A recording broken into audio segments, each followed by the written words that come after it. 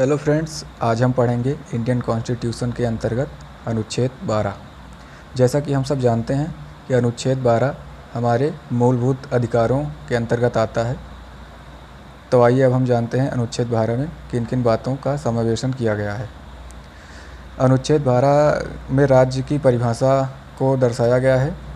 इसके अंतर्गत इस भाग में जब तक कि संदर्भ से अन्यथा अपेक्षित न हो, राज्य के अंतर्गत भारत की सरकार और संसद तथा राज्यों में से प्रत्येक राज्य की सरकार और विधानमंडल तथा भारत के राज्य क्षेत्र के भीतर या भारत सरकार के नियंत्रण के अधीन सभी स्थानीय और अन्य प्राधिकारी हैं। ये जो शब्द हैं ये कॉन्स्टिट्यूशन से लिए गए हैं। तो अभी हम इनको सरल भाषा में समझते हैं कि इसमें क्या बातें कही गई हैं। इस परिभाषा में जिनको समावेशन किया गया है उसको राज्य माना जाएगा और उनके कार्यवाही के खिलाफ आप अपने अधिकारों का रक्षण करने की मांग कर सकते हैं।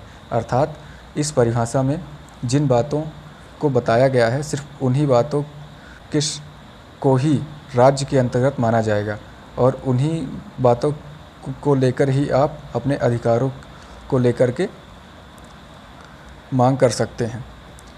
अब हम देखते हैं राज्य में क्या क्या शामिल होता है। राज्य में भारत की सरकार शामिल होती है, जिसके अंतर्गत सभी मंत्री, सभी मंत्रालय, सभी विभाग, सेना और तमाम क्षेत्र और संस्था आदि शामिल होते हैं। इसमें भारत की संसद या किसी भी देश की संसद शामिल होती है, जिसमें लोकसभा, राज्यसभा, राष्ट्रपति, अध्यक्ष, सभापति, सभी सदस्य और उनके द्वारा किए गए कार्य, पारित किए गए कानून आदि शामिल होते हैं। राज्य सरकार की बात करें तो राज्य के सभी मंत्री, मंत्रालय, सचिव और वहाँ काम करते सभी लोग और बनाए हुए नियम आदि शामिल होते हैं। राज्य विधानमंडल के अंतर्गत राज्य विधानसभा, विधान परिषद, सदस्यों, अध्यक्ष, उनके द्वारा पारित किए गए कानून, पत्र, डॉक्यूमेंट आदि शामिल होते हैं। और स्थानीय प्राधिकारी का बात करें तो इसमें म्यूनसिपैलिटीज़, नगर पालिका, पंचायत, संस्था आदि शामिल होते हैं। स्थानीय पदाधिकारी की बात करें तो इसमें कमिश्नर, कलेक्टर, पुलिस अधिकारी, डॉक्टर, बस ड्राइवर आदि शामिल होते हैं। सुप्रीम कोर्ट के अनुसार कोई भी प्राइवेट कंपनी जो सरकार के साथ या सरकार के लिए काम करती है वह भी अनुच्छेद 12 के अंतर्गत राज्य की परिभाषा में आएगी। जैसे कि उदाहरण के लिए हम बात करते हैं बीसीसीआई की, जो कि भारतीय क्रिकेट कंट्रोल बोर्ड है।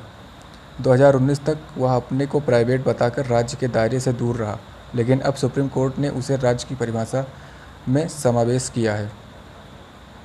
उपरोक्त निर्देश किसी भी संस्था द्वारा की गई किसी भी प्रकार की कार्यवाही आदि व्यक्ति के मूलभूत अधिकारों का उल्लंघन करती हैं तो वह व्यक्ति सीधा सर्वोच्च न्यायालय और उच्च न्यायालय में जाकर अपना अधिकार मांग सकता है। अर्थात ये सारी बातें जिनको निर्देशित किया गया है तथा उन सभी संस्थाओं द्वारा जिनकी बात राज्य की परिभाषा में की गई है, अगर वह किसी भी प्रकार की कार्यवाही व्यक्ति के मूलभूत अधिकारों का उल्लंघन करती हैं तो वह उन संस्थाओं के खिलाफ सीधा सर्वोच्च न्यायालय जाकर के न्यायालय में अपना अधिकार का मांग कर सकता है। और ये बातें अनुच्छेद 32 में बताई गई हैं।